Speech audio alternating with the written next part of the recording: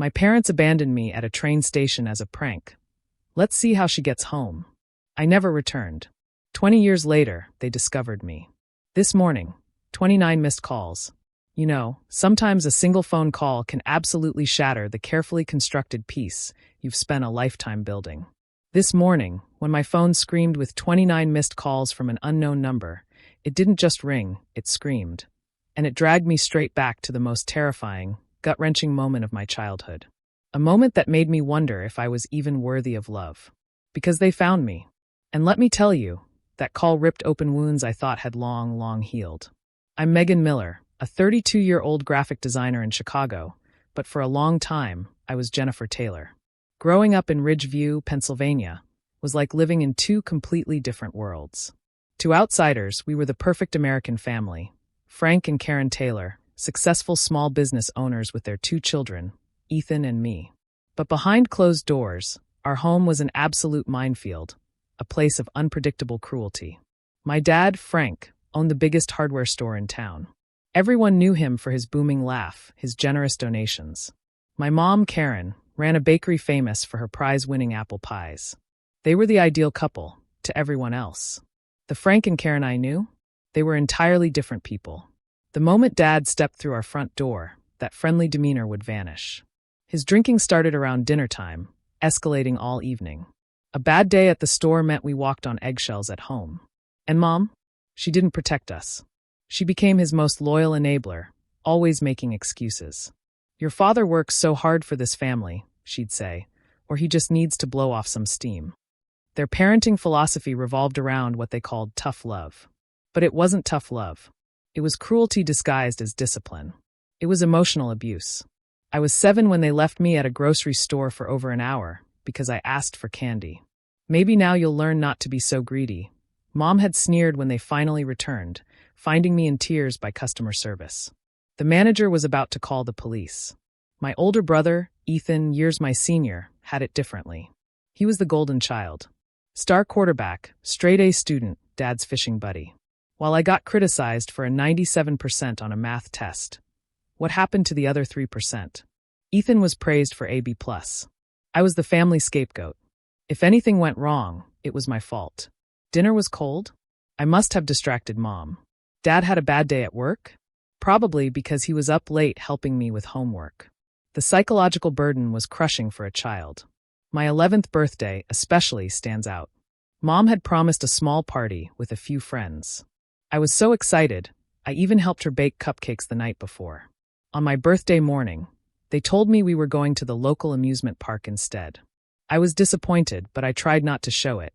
They drove for nearly an hour, pulled into the parking lot, handed me $20 and said, "Have fun. We'll pick you up at 5 p.m. I spent my birthday utterly alone, too scared to go on any rides, just sitting on a bench near the entrance, watching other families laugh together. They picked me up at 7 p.m., not 5. They found me terrified and in tears. "Just teaching you to be independent," Dad laughed. "Besides, we had to pick up your cake." There was no cake at home. No presents either. When I started crying, they called me ungrateful. These jokes and lessons happened constantly. I developed coping mechanisms, staying quiet, trying to be invisible, spending time at friends' houses, losing myself in art. Drawing became my escape. On paper, I could create worlds where adults were kind and children felt safe. The day before the train station incident, it's all crystal clear. I'd received my report card, straight A's, except for 1 A- in science. For most parents, that's cause for celebration, right? For mine, it was unacceptable. An A-. Dad bellowed, waving the report card. "What's wrong with you? Are you getting lazy?" Ethan never got A-. "I tried really hard," I whispered.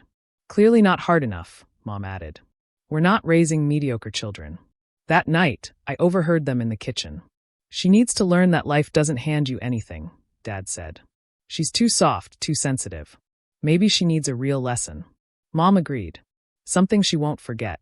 The next morning, they announced we were taking a family day trip to Chicago. Ethan couldn't come because of football practice, so it was just the 3 of us. It rarely happened. Despite the tension from the night before, I felt a glimmer of hope. Maybe this was their way of apologizing. I couldn't have been more wrong. The drive was unsettling. Dad was unusually cheerful, Mom humming. It made me uneasy. The 3-hour drive was filled with Dad's classic rock and Mom quizzing me on state capitals. If I got one wrong, Dad would click his tongue and say, "Even a third grader would know that, Jen." As we neared Chicago, Mom turned to me. "So, Jennifer," she said with an odd smile. "Think you're pretty smart?" I guess," I answered cautiously. "Book smart, maybe," Dad interjected. "But street smart? That's different. Real life doesn't grade on a curve," Mom added cryptically. The knot in my stomach tightened. I stared out the window at the Chicago skyline, trying to ignore the warning signals flashing in my mind. We parked near Union Station around noon. The building was massive, intimidating, swarming with people. I'd never been to Chicago, and its sheer scale overwhelmed me. "Hungry?" Dad asked as we entered the Grand Hall. I nodded, still clinging to the hope of a normal family outing. "Good. Wait here by this pillar," Mom instructed, pointing to a massive column. "We're going to move the car to a better spot and grab some food. We'll be back in 15 minutes. Can't I come with you?" I asked, that familiar anxiety creeping in. "What? Are you a baby?" Dad laughed. "It's just 15 minutes. You're 12 years old, for God's sake." "But I don't know Chicago," I protested weakly. "Exactly," Mom said with a strange emphasis. "Stay right here. Don't move." I watched them walk away, disappearing into the crowd. The station clock read 12:17 p.m. I stood awkwardly, watching people stream past. 15 minutes passed. Then 20. Then 30. The anxiety simmering inside me boiled over into full-blown panic. Had they forgotten me? Had something happened to them? At the 1-hour mark, I was fighting back tears. I didn't have a cell phone. They hadn't left me any money for a payphone. I had exactly $7 in my pocket, my weekly allowance. Then, through the huge windows facing the street, I saw it. Our blue Ford Taurus, driving slowly past the station. My heart leaped. They had just gotten lost. I ran toward the exit, waving frantically. As the car passed, I saw both my parents inside. Dad was driving slowly, and when he saw me, he grinned and waved. Not a wave of recognition or relief, but a taunting gesture. Mom rolled down her window and shouted words that would forever change my life. "Let's see how you find your way home." Their laughter echoed as they sped away. I stood frozen, unable to process what had just happened. They left me. On purpose. In a city 3 hours from home. Alone. The initial denial gave way to crushing reality. This wasn't a 15-minute lesson. They weren't parking around the corner, waiting to jump out and say, "Surprise. Did you learn your lesson?" They were actually driving back to Pennsylvania without me. Complete panic set in. I ran back inside the station, gasping for breath, tears streaming down my face. The vastness of Union Station became terrifying. Too many people, too much noise, too many exits. Where could I go? What could I do? No phone, no contacts, not enough money for a ticket, no ID. For 2 hours, I wandered in a daze, occasionally breaking down in sobs, before pulling myself together. I was afraid to ask for help. My parents had always warned me about stranger danger, about how police would take disobedient children away. Around 3:30 p.m., a station employee named Janet noticed me. She was an older woman with silver-streaked hair and kind eyes behind red-framed glasses. She'd seen me circling the same areas, clearly distressed. "Honey, are you lost?" she asked, kneeling to my level. I shook my head automatically, trained to never admit trouble. "Where are your parents?" she persisted gently. They went to move the car," I lied, my voice cracking. "When was that?" Janet asked, her expression growing concerned. I couldn't maintain the facade any longer. 3 hours of abandonment, fear, and confusion came pouring out in a flood of tears. "They left me," I sobbed. "They drove away and said to find my way home. But home is in Pennsylvania." Janet's face shifted from concern to alarm. She led me to a quieter area, got me a bottle of water, and asked me to explain everything. Through hiccuping sobs, I told her about my parents, the A-, watching them drive away laughing. "What's your name, sweetheart?" she asked. "Jennifer Taylor," I whispered. "And how old are you, Jennifer?" Her face hardened momentarily before softening again. "I'm going to help you, Jennifer. What you're describing is not okay." "Not at all." Janet informed her supervisor, who called station security. A kind security officer named Marcus took over, asking me more questions about my parents, our address, phone number. I could see the adults exchanging grim glances over my head. We need to call the police, Marcus finally said. What your parents did is abandonment. It's against the law. And that's how, at 4:45 p.m. on a Saturday afternoon, I found myself sitting in a small office at Union Station, watching Officer Teresa Ramirez file a report about my abandonment. My whole body felt numb. This couldn't be real. Parents don't just leave their children in strange cities, but mine had. The fluorescent lights of the Chicago Police Department buzzed overhead as I sat, wrapped in a borrowed blanket, though it wasn't cold. Officer Ramirez had brought me here. She was kind but professional, documenting everything with a seriousness that made the reality of my situation sink in deeper. We've tried calling your home number twice, she informed me, setting down a cup of hot chocolate. No answer yet. My stomach twisted. Maybe they're still driving back, I suggested weakly. A small, desperate part of me still hoped this was just an extreme lesson, that they'd turn around once they felt I'd been scared enough. Maybe, Officer Ramirez replied, but her tone suggested she thought otherwise. Jennifer, a new voice called. A woman in her 40s with curly brown hair approached. I'm Laura Donovan from the Department of Children and Family Services. I'd like to talk with you for a bit, if that's okay. The next hour passed in a blur of gentle questions. Had my parents done anything like this before? Yes, but never this extreme. Did they ever hit me? No, not physically. Did I feel safe at home? I hesitated too long before answering, which was answer enough. What's going to happen to me tonight? I finally asked, my voice small. Laura explained that since they couldn't reach my parents, I would be placed in emergency foster care. The words foster care sent a chill through me. I'd heard stories. None of them good. We have a wonderful emergency placement family, Laura assured me, seeming to read my thoughts. The Williams family. They have a daughter about your age. By 9 p.m., I was sitting at the Williams dining table, picking at a plate of spaghetti I couldn't eat. Diane and Robert Williams tried their best, but nothing felt real. Their daughter, Alicia, showed me to the guest room, awkwardly offering pajamas and a toothbrush. Your parents will probably come get you tomorrow, she said, trying to be helpful. I nodded, not believing it. I didn't sleep that night. I lay awake, staring at the unfamiliar ceiling, replaying the image of my parents driving away, laughing. What kind of parents did that? What had I done to deserve it? The next morning, after a breakfast I barely touched, Laura Donovan returned. Her expression told me everything I needed to know before she spoke. We reached your parents late last night, she said carefully. Are they coming to get me? I asked, already knowing the answer. Not yet, Laura replied. They said they were teaching you a lesson about independence and problem solving. Hot tears sprang to my eyes. By leaving me in a different state? They claimed they planned to call the station after a few hours to check on you, but things escalated when authorities became involved. Translation: they hadn't planned to call anyone. They'd expected me to panic, cry, and then what? Magically find my way home with no money, no phone, no ID? Your brother Ethan confirmed you were expected home yesterday evening, Laura continued. He was surprised when his parents returned without you. A fresh wave of betrayal washed over me. So Ethan hadn't been in on it. Small comfort. What happens now? I asked. We've arranged a meeting at our office tomorrow. Your parents will be there. A judge has been notified, and there will be a hearing later this week. The next 36 hours passed in a strange limbo.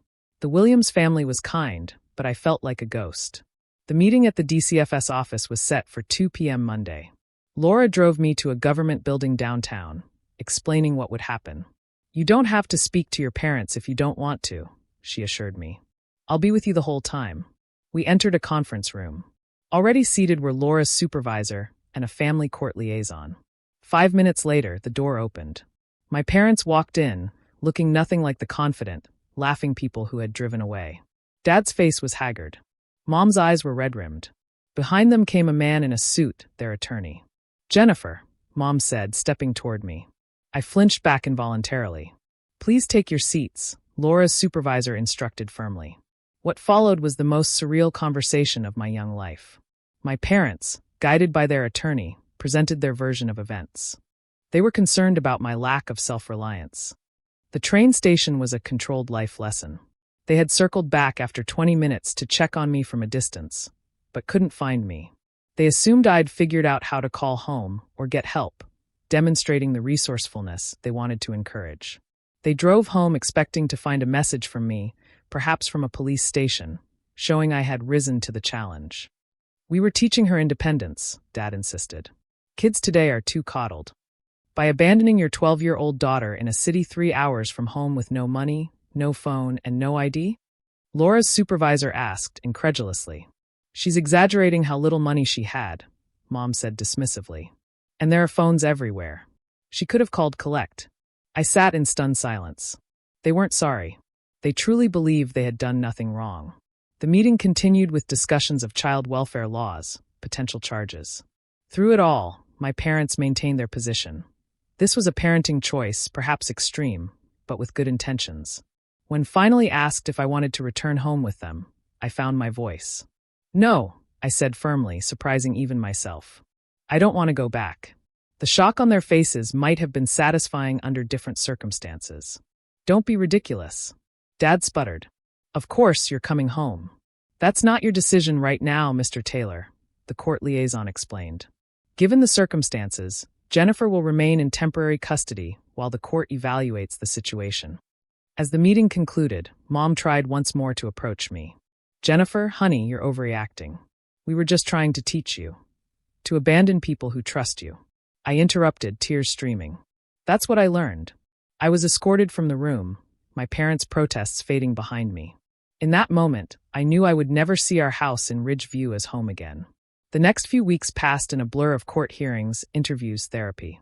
The emergency placement with the Williams family was extended. But their home never felt like more than a temporary shelter, a waiting room. 1 month after the train station, I met Thomas and Sarah Miller. They arrived at the DCFS office one Tuesday, both in their early 40s, with warm smiles that reached their eyes. Thomas taught high school art. Sarah was a pediatric nurse. They had no biological children, but had been foster parents for over a decade. We believe every child deserves safety, respect, and room to grow, Sarah explained. No pressure to talk about anything until you're ready, Thomas added. We just want you to know our home is open to you for as long as you need. There was something genuine about them that cut through my practiced emotional distance. When my social worker, Grace Chin, asked if I'd be willing to try a placement with the Millers, I nodded cautiously. The Millers lived in a modest 2-story house in Evanston, just north of Chicago. My room had pale yellow walls, a window seat overlooking a small backyard, and empty bookshelves waiting to be filled. We want you to make it your own, Sarah explained. Pictures, posters, books, whatever makes you comfortable. What are the rules? I asked wearily, thinking of the ever-changing expectations at my parents' house. Thomas and Sarah exchanged glances. Basic respect and safety, Thomas replied. Letting us know where you are, helping with chores, doing your best in school. We'll figure out the details together as we go. I waited for the catch, the hidden expectations, the impossible standards. They never came. The contrast between the Millers and my birth parents was disorienting. The first time I spilled a glass of juice at dinner, I froze in terror, waiting for the explosion of anger. Instead, Sarah simply handed me a cloth, saying, "No worries. Accidents happen." Trust came slowly, painfully. I kept waiting for the Millers to reveal their true selves, to drop the act of kindness and show the cruelty I'd been trained to expect. But day after day, they remained consistent in their gentle support. Meanwhile, the legal process continued. My parents attended mandatory parenting classes and counseling, making what Grace called minimal effort. They complained that the state had overreacted to a simple parenting choice. Dr. Reynolds, my therapist, helped me understand what had happened in clinical terms. Emotional abuse, neglect, abandonment. She diagnosed me with PTSD and anxiety, introducing coping mechanisms that actually helped. For the first time, I learned that my parents' behavior wasn't normal. And more importantly, it wasn't my fault. Nothing you could have done would have justified what they did, Dr. Reynolds emphasized repeatedly, until I began to believe it. 3 months into my stay with the Millers, Ethan came to visit. Now 16, my brother seemed smaller somehow, less the golden child, more just a teenager uncomfortable in his own skin. We sat awkwardly in the living room while Sarah busied herself in the kitchen, giving us privacy but remaining within earshot. "They miss you," Ethan said finally, staring at his hands. "Do they?" I asked, skeptical. "In their way," he admitted. "Dad's drinking more. Mom's always cleaning, even when the house is spotless." "Are they sorry?" Ethan hesitated. "They're sorry you're gone." I don't think they understand why what they did was wrong. And you? I challenged. Do you understand? My brother looked up, his eyes meeting mine directly, for perhaps the first time. I knew they were harder on you. I should have said something, done something. I'm sorry, Jen. It wasn't enough, but it was honest. We talked for another hour, cautiously, navigating our shared past. Before leaving, he hugged me awkwardly and whispered, "I'm glad you're safe." We didn't speak again for many years. The court proceedings culminated in a hearing 6 months after the train station incident. Based on evaluations, home studies, and my testimony, the judge determined my parents had demonstrated a pattern of emotional abuse culminating in severe neglect and endangerment. They were given a choice: complete an intensive 2-year rehabilitation program with supervised visitation, or surrender their parental rights. To everyone's surprise but mine, they chose the latter. "We won't be vilified for trying to raise a strong, independent daughter," my father declared to the court. "If the state thinks it can do better, let it try."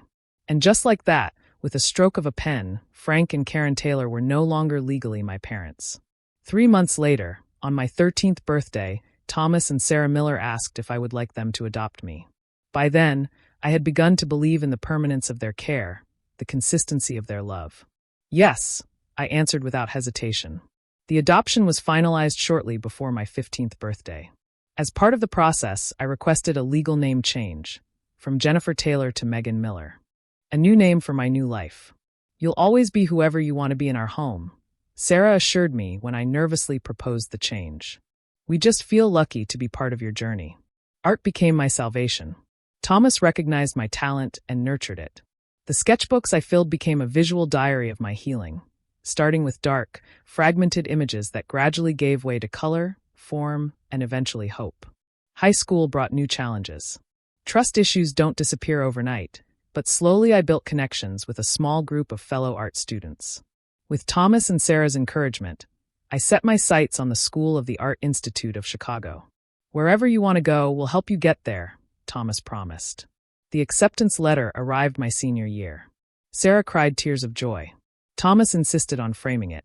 I allowed myself to truly believe that the future could be bright and beautiful, of my own making. Before college, I made a decision. I would completely cut ties with my birth family. "Are you sure?" Sarah asked gently. "You might feel differently someday." "I'm sure," I replied. "The Taylors are my past. You're my family now." With that resolution, I stepped into my future. College opened up a world I'd only dreamed about. The campus buzzed with creative energy, students with bright hair, professors who spoke about art like it could change the world. I declared a major in graphic design, combining visual art with practical communication. Each successful project built confidence that had been systematically dismantled throughout my childhood. Thomas and Sarah supported me from afar, sending care packages, respecting my independence, but ensuring their home remained my sanctuary. The balance they struck showed me what healthy parent-child relationships could look like. Sophomore year brought Audrey into my life. We met in a color theory class. Her bold experiments with neon pigments contrasted with my restrained palette. That difference drew us together. "You're the most careful artist I've ever met," she observed one day. "Every mark you make is deliberate." "Is that bad?" I asked defensively. "Not bad," she clarified. "Just interesting. Makes me wonder what happens when you let go." Audrey pushed me creatively, but respected my boundaries personally.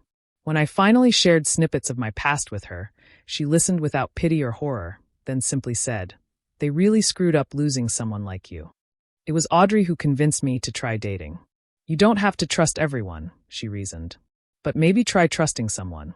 Brian was a photography major with kind eyes and patient hands. Our first date, coffee at a tiny cafe, stretched into a 5-hour conversation. He talked about growing up in rural Wisconsin. I shared carefully edited versions of my own background.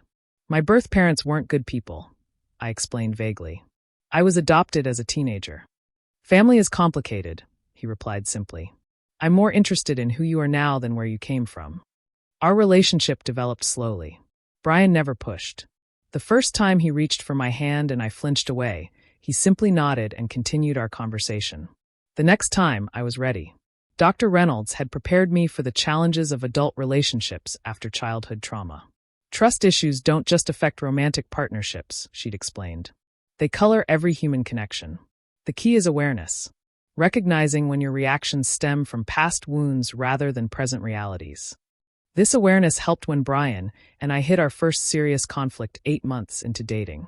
A miscommunication led to me waiting alone at a restaurant for over an hour. By the time he arrived, profusely apologetic about his dead phone, I was locked in a bathroom stall, hyperventilating. "You left me," I accused later, the words carrying the weight of abandonment far beyond a delayed dinner. Brian listened as I explained, really explained, what had happened at the train station. When I finished, he didn't offer empty platitudes. "I can't promise I'll never disappoint you," he said finally. "But I can promise I'll never deliberately hurt you, and I'll always, always come back." It wasn't enough to heal all wounds, but it was honest. Our relationship continued, stronger for the vulnerability we'd shared. Graduation approached. Thanks to a professor's recommendation, I secured an interview at Element Design, a mid-sized firm specializing in branding for nonprofits. "We like your portfolio," the creative director told me. "But more importantly, we like your approach. There's thoughtfulness in your designs that can't be taught." I started 2 weeks after graduation, renting a tiny studio apartment. The space was all mine, the first time I'd lived completely alone. Work challenged me. My supervisor, Nadia, seemed to intuitively understand when to push and when to support. "Your work speaks for itself," she advised. "Trust that, and the confidence will follow." She was right. Each small success built upon the last, and within 2 years, I was leading projects for major clients. The scared girl from the train station seemed increasingly distant, though therapy continued to help me integrate these different versions of myself. At 27, Brian proposed during a weekend visit to Sarah and Thomas's home. He'd asked their blessing first, recognizing their centrality in my life. We married in a small ceremony the following spring, with Audrey as my maid of honor and Thomas walking me down the aisle. "You've built something beautiful," Sarah whispered during our mother-daughter dance. "We built it together," I corrected, embracing the woman who had shown me what motherhood should be. Around this time, my birth parents made their first attempt to contact me. A Facebook message from Karen appeared. "Jennifer, we've been thinking about you. Would love to reconnect. Dad and I are still in Ridgeview." I stared at the message for hours before showing it to Brian, then Dr. Reynolds. With their support, I decided to maintain the boundaries I'd established years before. I blocked the account without responding, then did the same when similar messages appeared on Instagram and LinkedIn. The intrusions disturbed me, but I refused to let them derail the life I'd worked so hard to build. Instead, I channeled the complicated emotions into a new venture.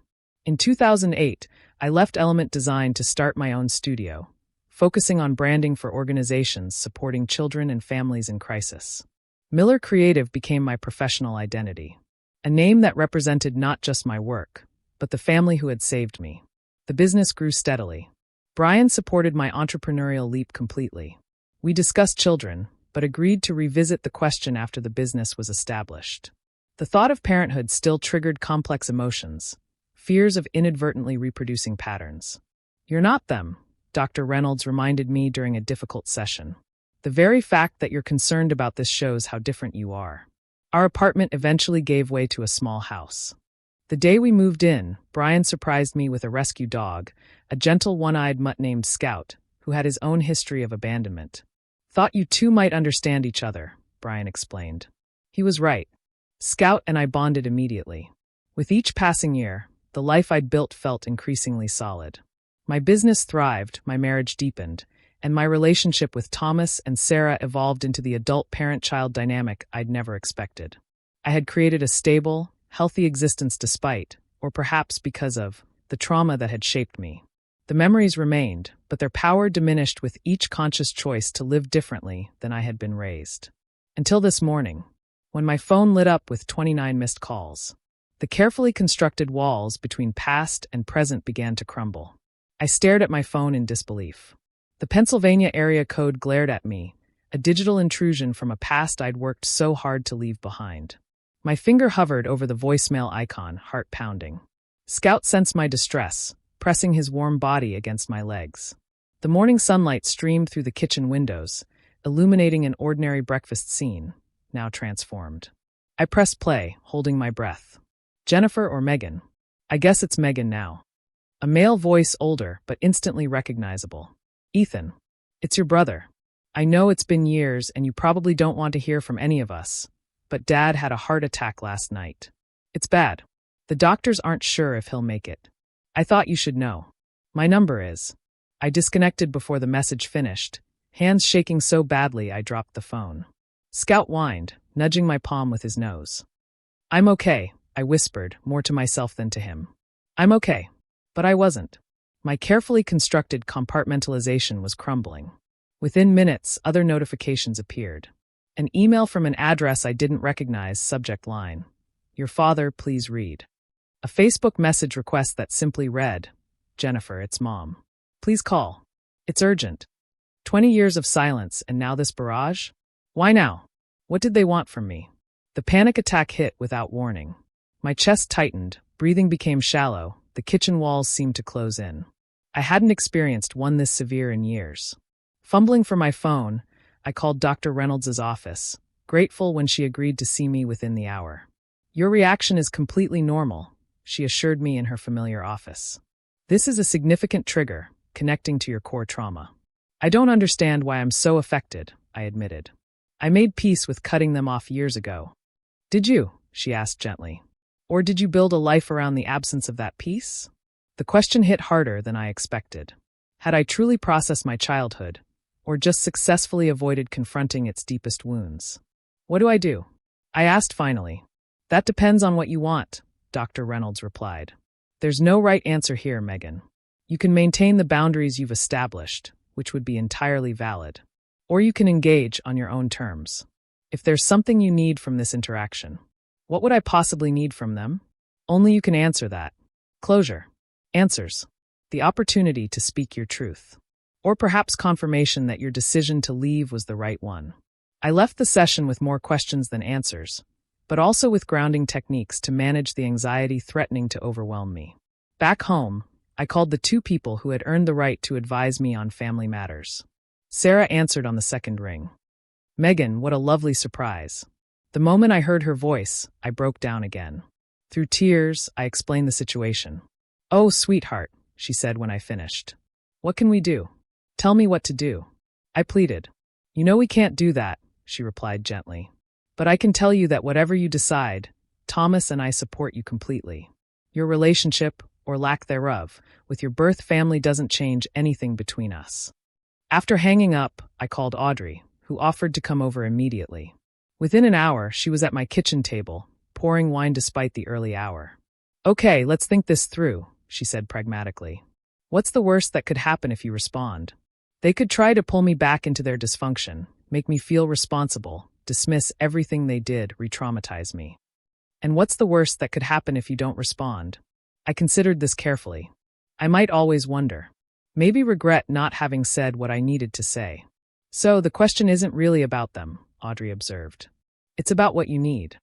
When Brian came home that evening, he found me surrounded by research.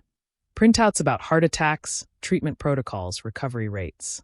My graphic designer's mind had created a flowchart of possible responses. I see you've been busy, he said, kissing the top of my head. I need to understand what's happening medically before I decide anything, I explained. If this is really life or death, or if it's a manipulation, Brian finished when I trailed off. Is that terrible of me to even think that? No, he said firmly. It's self-protective and smart. We talked late into the night, weighing options and scenarios. Brian, who had never met my birth family but had witnessed the aftermath of their damage, maintained that I owed them nothing. But this isn't about owing, he acknowledged. It's about what will help you move forward. By morning, I had reached a decision. I would not call or visit immediately, but I would respond to Ethan's message with a text. This is Megan. I got your message about Dad. I need more information before deciding my next steps. How serious is his condition? What exactly do you and Mom expect from me? His reply came within minutes. Thank you for responding. It was a major heart attack. He's stable but critical. Triple bypass scheduled tomorrow. Mom's a mess. We don't expect anything. Just thought you should know. Would understand completely if you want no part of this. The sincerity surprised me. I wrote back. I need time to think. We'll be in touch. Over the next 3 days, I engaged in intense self-reflection, spoke with Dr. Reynolds again, and ultimately made my decision.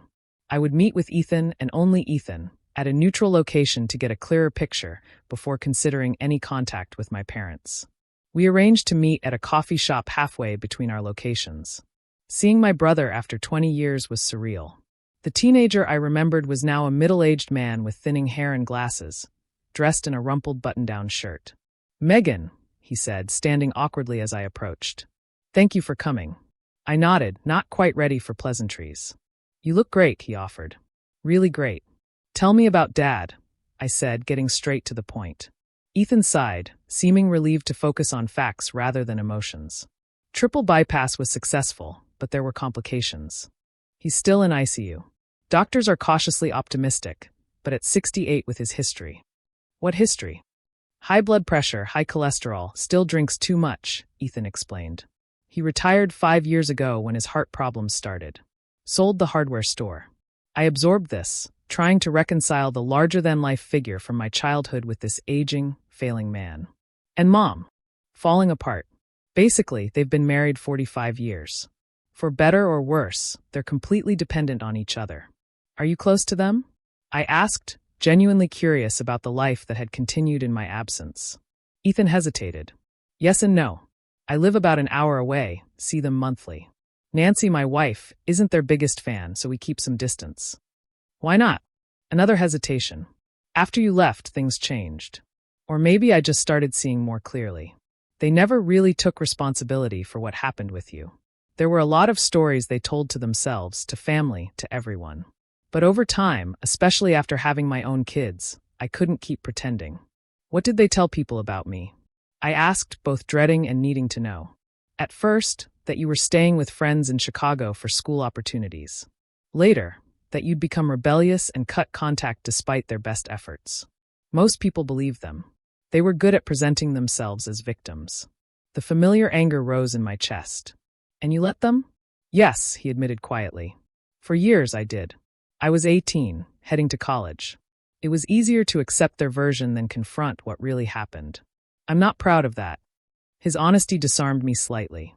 Why are you reaching out now after all this time? Just because Dad is sick.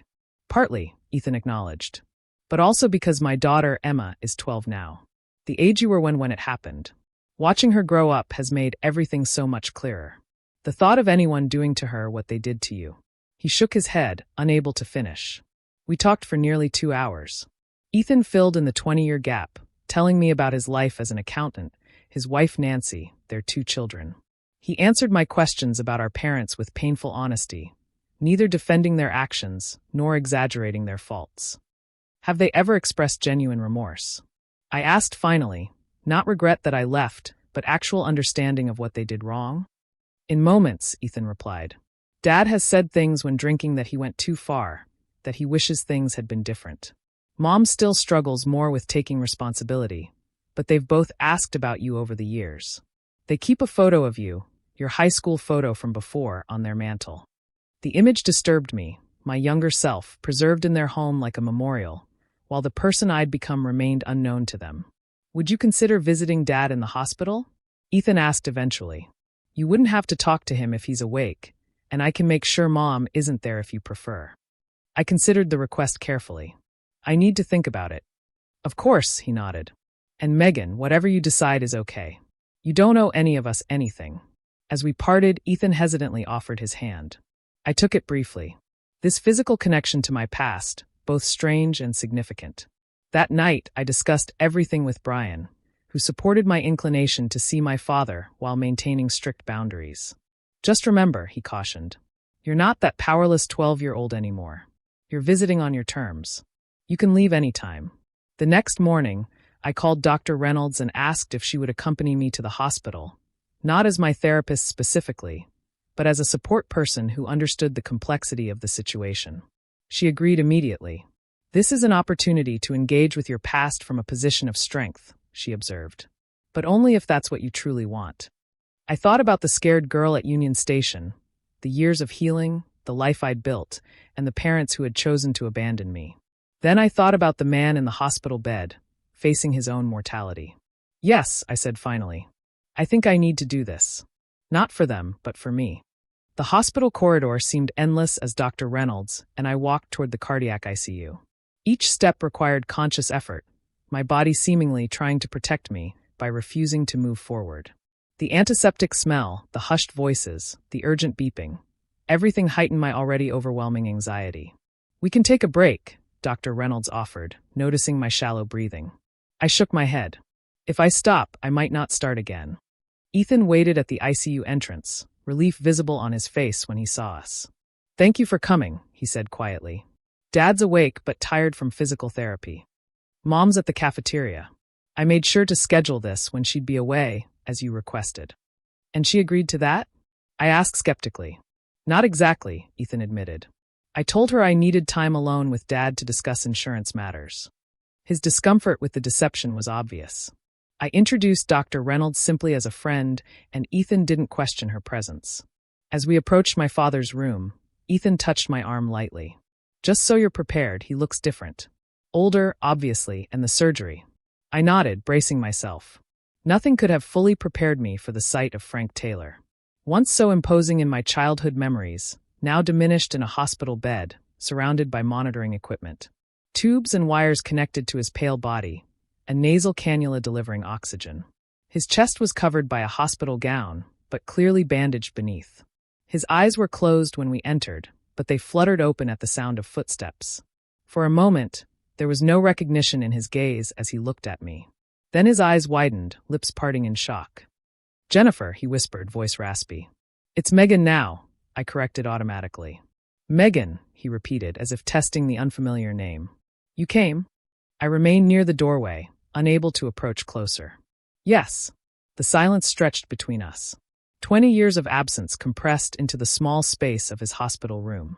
What does one say to a parent who abandoned you? To a daughter who never came back? "You look like your mother," he finally said. "I look like Sarah Miller," I replied firmly. "My adoptive mother." His face tightened briefly, then relaxed into resignation. "Of course. I deserve that." Dr. Reynolds stood slightly behind me, her presence grounding. Ethan hovered awkwardly near his father's bed, clearly uncertain of his role. "Why did you want to see me?" I asked directly, needing to establish control. Frank seemed taken aback. "You're my daughter." "I was your daughter," I corrected, "until you decided a 12-year-old needed to find her own way home from Chicago." He flinched visibly. "We made a mistake. A terrible mistake. A mistake is forgetting to pick someone up. A mistake is being late. What you and Mom did was deliberate cruelty disguised as parenting." My voice remained steady, surprising me with its strength. Years of therapy had prepared me for this moment, though I'd never expected it to come. "You're right," Frank said quietly. "There's no excuse. I've had a lot of time to think, especially since." He gestured weakly at the medical equipment. "When you're facing the end, you see things differently." "Are you dying?" I asked bluntly. "Not immediately, they tell me. But this was a warning shot." He attempted a weak smile that didn't reach his eyes. "Makes a man reflect on his regrets. And I'm a regret.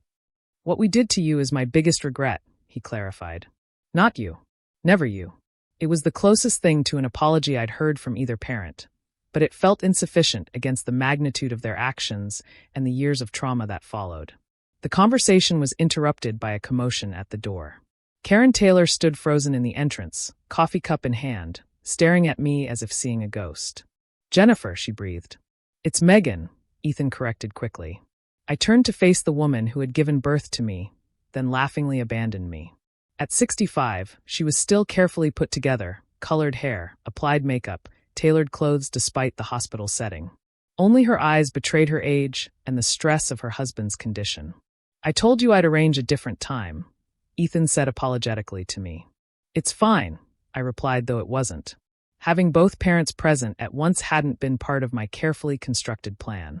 Karen moved toward me as if to embrace me, but stopped when I instinctively stepped back. Her hands fluttered awkwardly before dropping to her sides. "You're so beautiful," she said, eyes filling with tears. "All grown up." I remained silent, unprepared for this additional confrontation. "I've thought about you every day," she continued. "Wondered where you were, if you were happy, if you ever thought about us." "Karen," Frank warned weakly from his bed. "Give her space." The irony of Frank Taylor advocating for boundaries was not lost on me. "I need some air," I announced abruptly, turning toward the door. Dr. Reynolds immediately moved to accompany me. Please don't leave. Karen called after me. Please, we've missed you so much.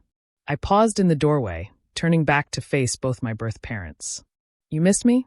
You abandoned me in a strange city when I was 12 years old. You drove away laughing while I watched.